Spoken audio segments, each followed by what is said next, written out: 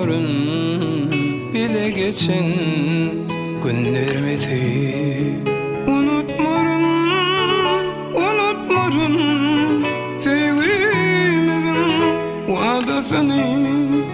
Unutmarım, unutmarım bile geçen günlerimizi.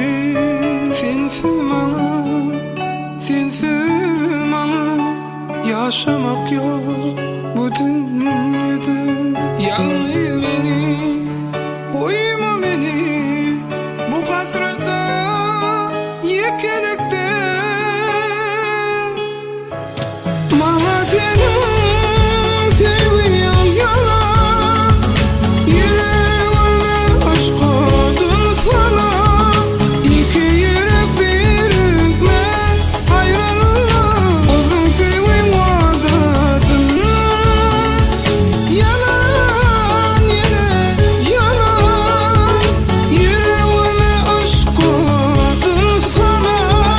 İki yürek bir hükmen ayrılır, bana senin sevdiğin yalan.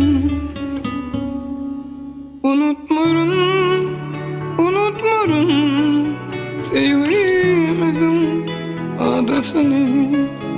Unutmarım, unutmarım bile geçen günlerimizi.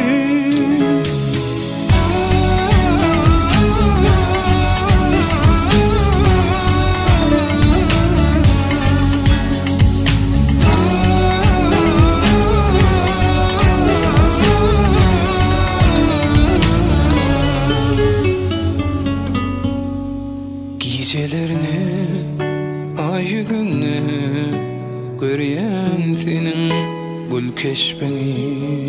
Şol fırsatta arzu etjen sen yanımda olsun diye.